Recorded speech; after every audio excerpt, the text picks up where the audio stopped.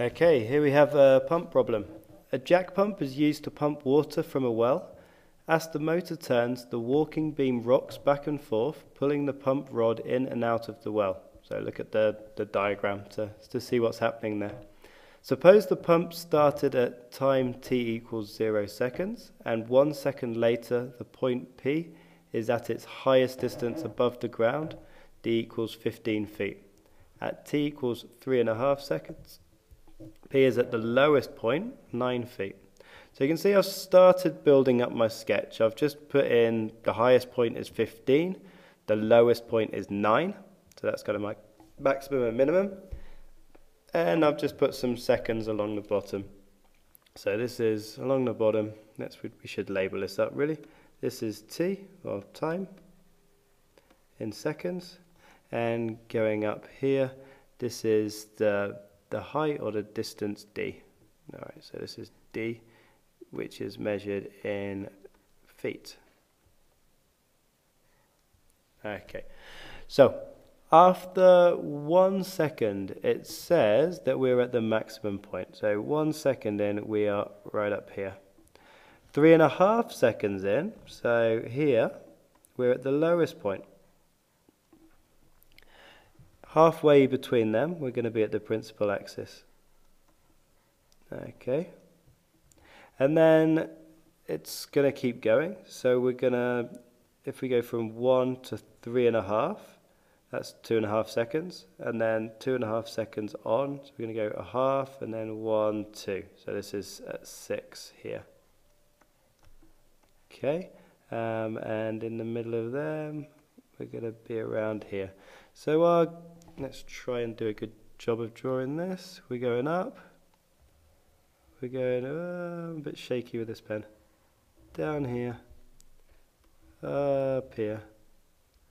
Okay. So the main points are in the right place. Obviously, that doesn't look great as a graph.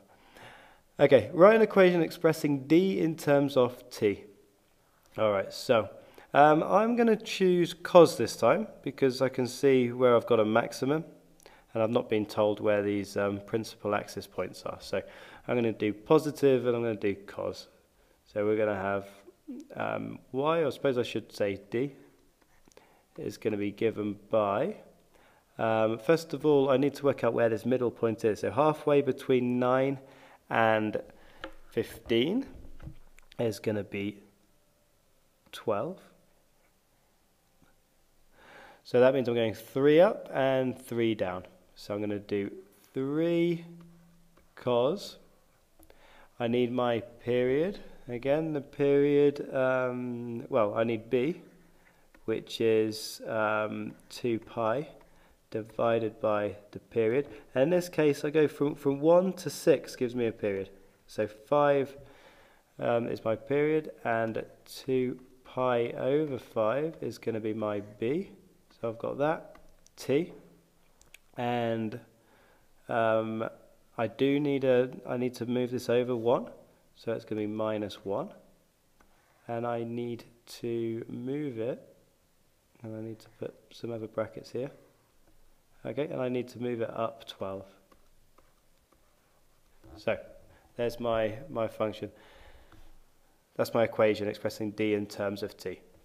Now, predict when t equals 5.